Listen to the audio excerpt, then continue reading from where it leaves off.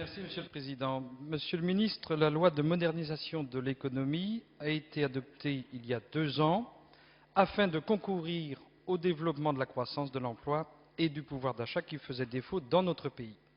Ce texte, parfois discuté, a été promulgué 1 mois avant la faillite de la banque Lehman Brothers qui a ébranlé les marchés financiers.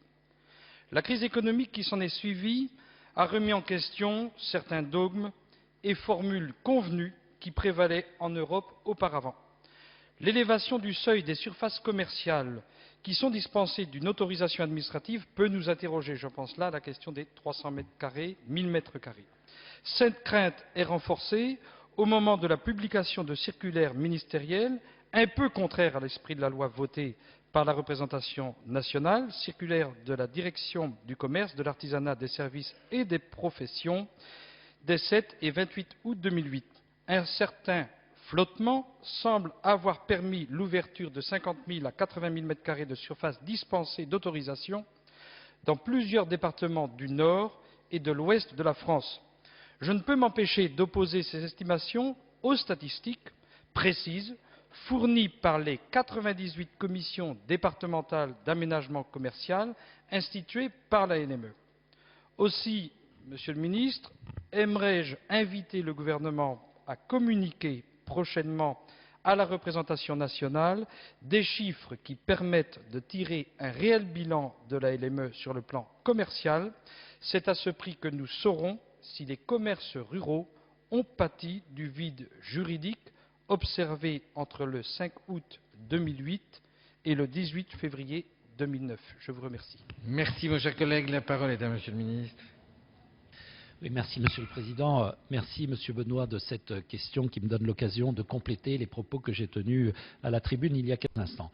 Concernant la réforme portée par la loi de modernisation de l'économie en matière d'urbanisme commercial, vous en connaissez les principaux fondements, les nouveaux critères d'aménagement du territoire et de développement durable, la réforme des instances de décision locales et la simplification et l'allègement des procédures, notamment le relèvement de 300 à 1000 m² du seuil de déclenchement de l'obligation d'une autorisation.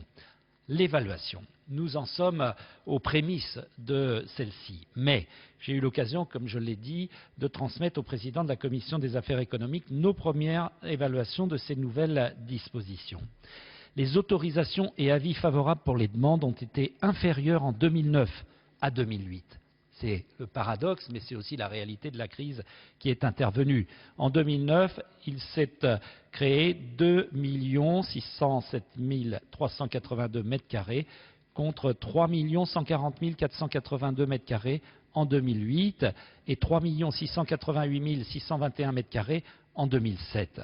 Le contexte économique, je l'ai dit, est aujourd'hui encore peu favorable aux enseignes et au demeurant, il est encore un peu tôt pour évaluer l'impact de la loi dans cette matière.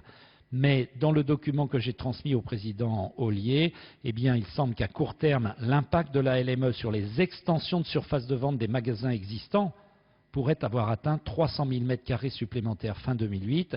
Quant à évaluer l'effet du passage de 300 à 1000 m² et de la circulaire qui a été rapidement rapportée, grâce du reste à une intervention du président Ollier, nous n'avons pas encore d'effet et de chiffres significatifs. C'est la raison pour laquelle j'ai mandaté ce cabinet indépendant qui pourra faire la lumière sur ce problème. J'ai indiqué aussi que je souhaitais que la réforme à venir s'inspire d'un certain nombre de principes que j'ai rappelés à la tribune.